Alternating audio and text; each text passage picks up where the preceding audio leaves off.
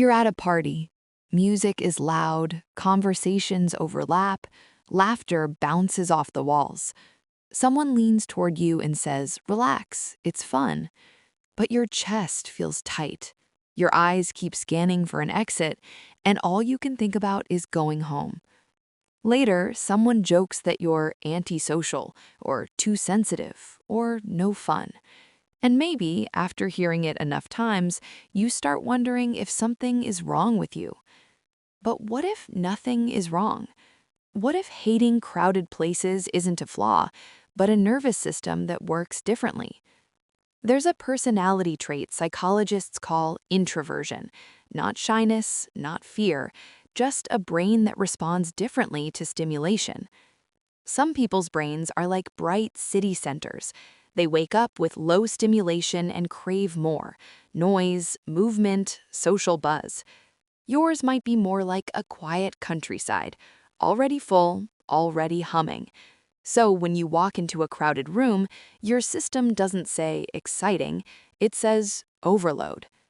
Research on sensory processing shows that some people have a more reactive nervous system.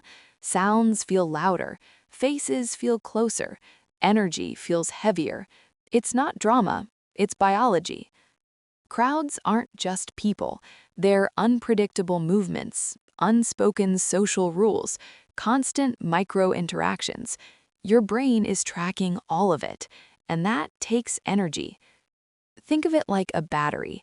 In small groups, you lose 5%.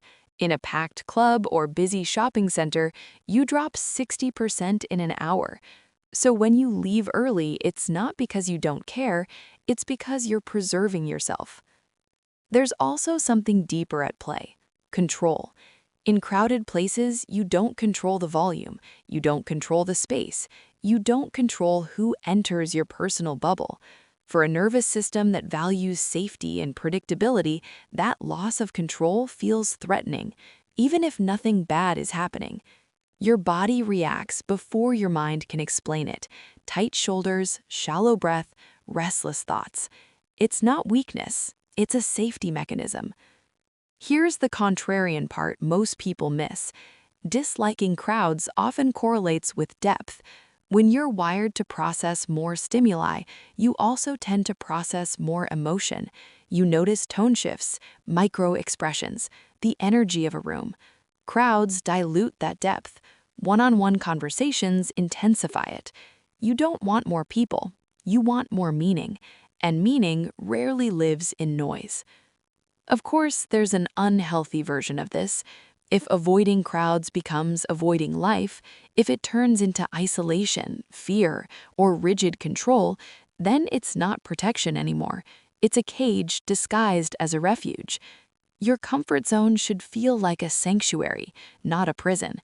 But choosing fewer, deeper experiences, choosing calm over chaos, choosing spaces where you can actually hear yourself think, that's not antisocial. That's self-awareness. You're not built for constant stimulation. You're built for depth, for observation, for conversations that last longer than the music. In a world that equates loud with alive, your quiet selectiveness can feel like rebellion, but maybe it's just wisdom.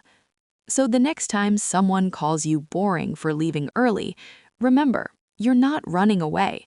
You're returning to balance, and balance is not a flaw.